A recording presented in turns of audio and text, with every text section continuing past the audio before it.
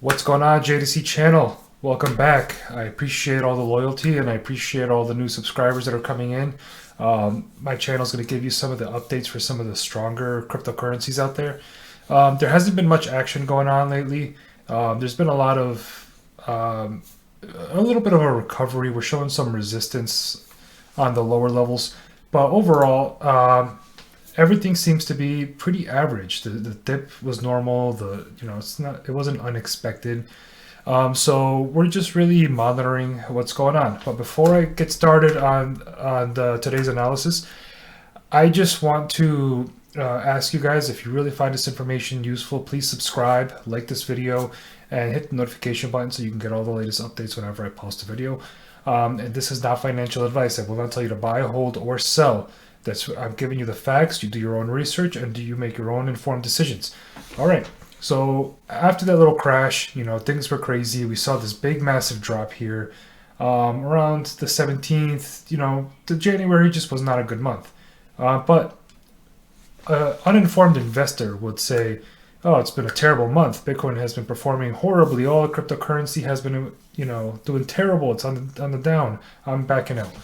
An informed, smart investor says Bitcoin is down almost 50% from where it was on its all-time highs. This is a good time to buy. And as you know, because a lot of these markets are still new and underdeveloped, they're still premature. Like XLM, XRP, we have crypto.com, so Crow, we have Shiba Inu.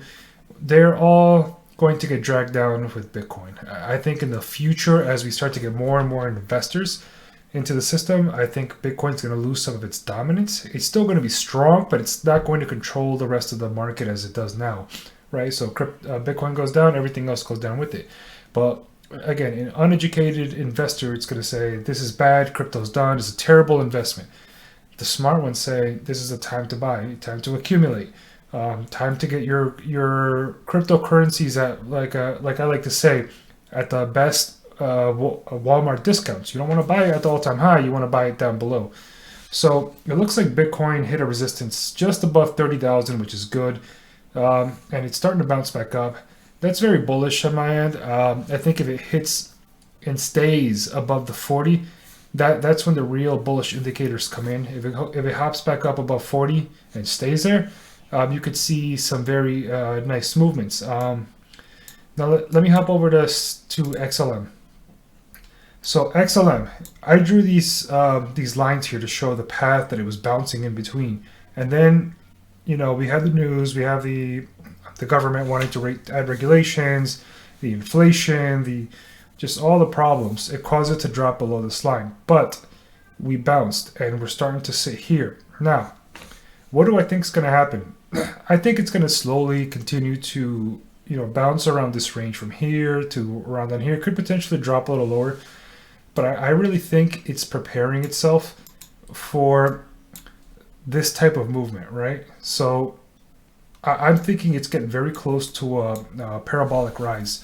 So, but I don't think it's going to start happening right away. I still think we're 1 to 3 months away before we really start seeing some major movements on XLM and probably the whole crypto market, but that's okay, right? So if there's anything that we've talked about here, it's buying these low prices so that when it goes up, you're actually, you're in the money, you're making a profit.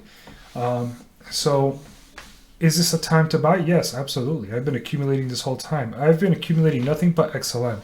Why? Because unlike other cryptocurrencies, and I mentioned in my past videos, XLM doesn't focus on popularity right now. They're not trying to advertise themselves. They're building their foundation. And a lot of people, when they look at a cryptocurrency, they don't look at the price. They don't really do the research and they don't really look at the foundation that's being built for XLM.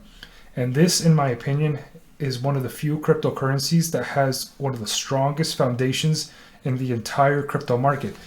They are fast, they're efficient, they're green. So they're very efficient to run the network. The fees are low, unlike Ethereum. They have government support. They have integrations with a lot of companies, a lot of partnerships, and a lot of projects that we don't know about yet. But some of these projects that we've been talking about for a long time, are going to be ready to kick off sometime this year. So as those kick off, you could certainly expect XLM to start bouncing back, and you start seeing a lot more volume in XLM. But nonetheless, this is the perfect time to accumulate. Other than that, there's not a whole lot new going on out there in the market. It's just a lot of the same.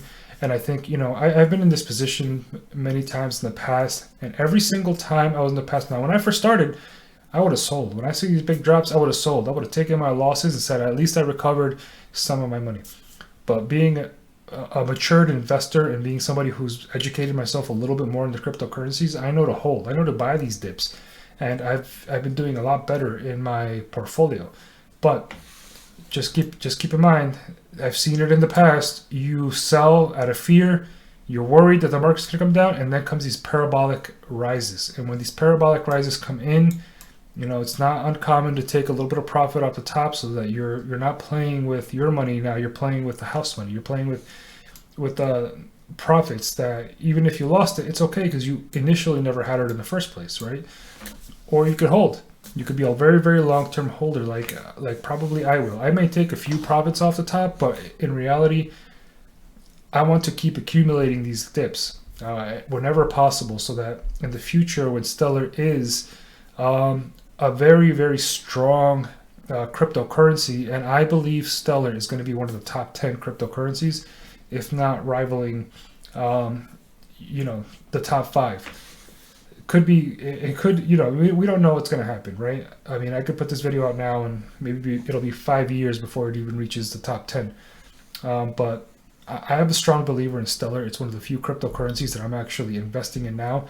I'm a strong believer in crypto.com. I think they're doing amazing things. I think they're a very strong project.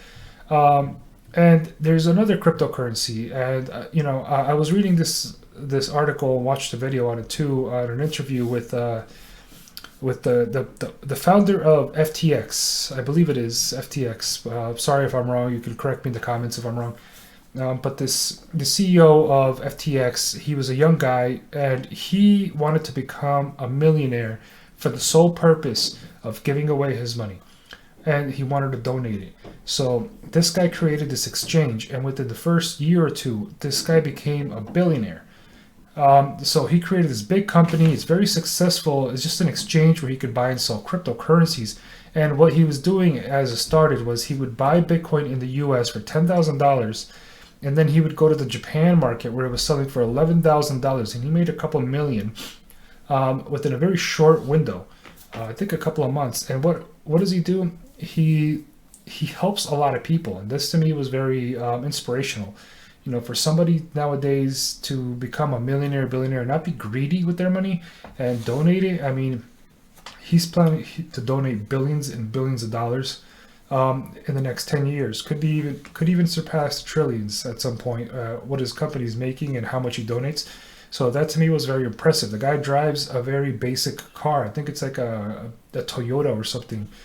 He doesn't have anything luxurious. And that to me was insane because, as we already know, there's a lot of billionaires and millionaires that are, they're very selfish. They're very, they have big egos, and they only care about their pride and getting more power, no matter what they have to do to get there. So this was very impressive to me. And this is one of the goals I have.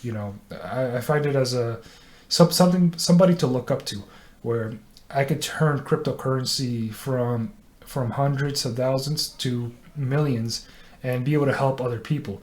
So, you should look him up, the CEO of FTX. Look up his story. It's very interesting. And all right, guys, that's enough for today. I just wanted to give you some small updates of what's going on. We have to really watch this crypto market over the next few weeks. If it starts to close, Bitcoin starts to close above 40, I'll make another video showing bullish indicators. That's where I think things are going to start to go up. And we're out of this bear run. But hopefully no more negative news from the government and the country comes out. Shakes a lot of people off, but stay strong. Hold your money if you haven't sold already. Don't take losses. It will bounce back eventually. All right, guys. Hope you liked this video. Like and subscribe, and I'll catch you guys in the next one.